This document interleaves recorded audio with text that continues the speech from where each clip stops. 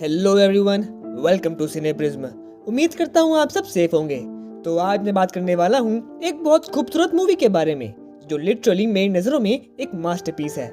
And I don't know why ज़्यादा लोग इस मूवी को रिकॉग्नाइज क्यों नहीं कर रहे हैं।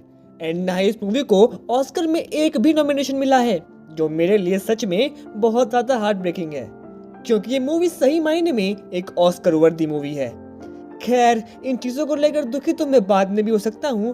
पहले बात करते हैं इस मूवी की खूबसूरती की, और इसी सिलसिले में आज मैं इस मूवी की एक थीम, एक dialogue, the moment you said you loved me your love is over, the moment your love ends my love begins के बारे में बात करने वाला हूँ। इस मूवी की प्लॉट की बात करूं तो एक डिटेक्टिव है जिन, जिन्हें मैं इसी नाम से बुलाने वाला हूं क्योंकि I don't know how to pronounce his name. तो एक डिटेक्टिव है जिन, जिनके पास एक मर्डर केस आता है, और इस मर्डर केस में सस्पेक्ट जिसका खून हुआ होता है उसी की वाइफ सॉन्ग सियोरे होती है।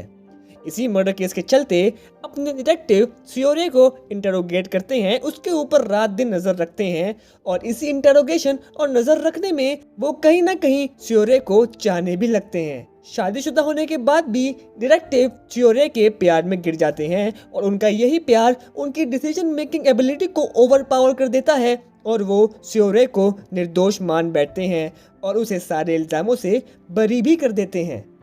डिटेक्टिव को सियोरे से प्यार तो था, पर उन्होंने कभी ये बात लफ्जों से बयान नहीं की थी, और वहीं डिटेक्टिव अपनी मैरिड लाइफ की कॉम्प्लिकेशन से भी गुजर रहे थे, क्योंकि डिटेक्टिव और उनकी वाइफ के बीच में अब वो स्पार्क, अब वो प्यार खत्म सा हो गया था। बट फिर भी डिटेक्टिव की वाइफ को लगता था कि अगर वो टाइम टू टाइम सेक्स करते रहेंगे तो उनका रिश्ता कभी टूटेगा नहीं, वो बिना प्यार के भी साथ रहेंगे। हालांकि उनके उस सेक्स में ना ही इश्क होता था और ना ही पैशन, वो इसे एक ड्यूटी की तरह करते थे। और दूसरी ओर डिटेक्टिव जब सियोरे के साथ होते थे तो जिंदा महसूस करते थे, खुला महसूस करते थे।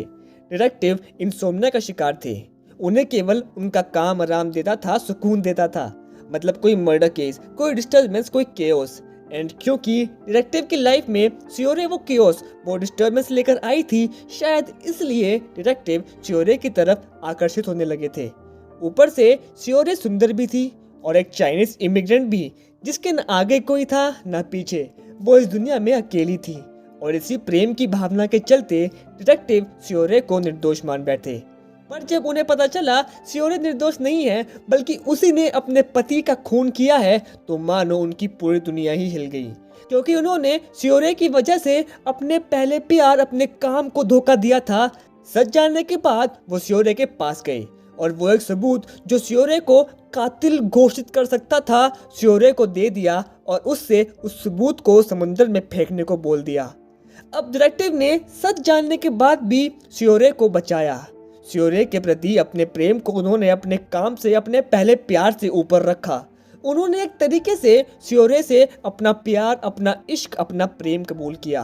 बिना सही मायने में आई लव यू कहे, डिटेक्टिव ने सियोरे को आई लव यू कह दिया, क्योंकि उन्होंने सियोरे के लिए खुद को, अपने काम को, अपने पहले प्यार को, अपने जीवन को, अपने जीने के मकसद को धोखा दे दिया। पर जैसे ही उन्होंने इनडायरेक्टली अपना प्यार कबूला, उनका प्यार वहीं खत्म हो गया, क्योंकि एक बार धोखा खाने के बाद डिटेक्टिव दोबारा सियोरे पर भरोसा नहीं कर सकते थे।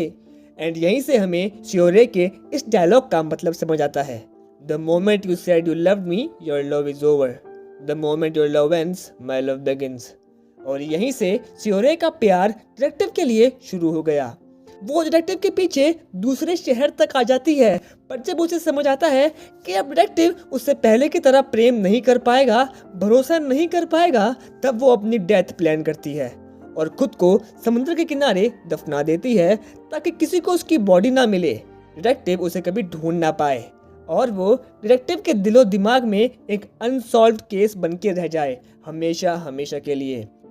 क्योंकि यही एक तरीका था जिससे कि वो डिटेक्टिव के दिलो दिमाग में जिंदा भी रह सकती थी और खुद आजाद भी। क्योंकि सियोरे को एक बार बचाकर डिटेक्टिव टूट गया था, दूसरी बार डिटेक्टिव उसे खून करके जाने नहीं देता। मोस्ट प्रोबेबली वो उसे पकड़ ही लेता, बट उसका ये डिसीजन उसे ही दर्द देता, और सियोरे ये बात जानती थी कि जिंदा रहकर वो आजाद नहीं रहेगी और न ही डिटेक्टिव खुश रहेगा। उन दोनों के लिए इस दुनिया में कोई हैप्पी एंडिंग थी ही नहीं। सियोरे ये बात जानती थी। इसलिए उसने खुद को समुद्र किनारे दफना दिया।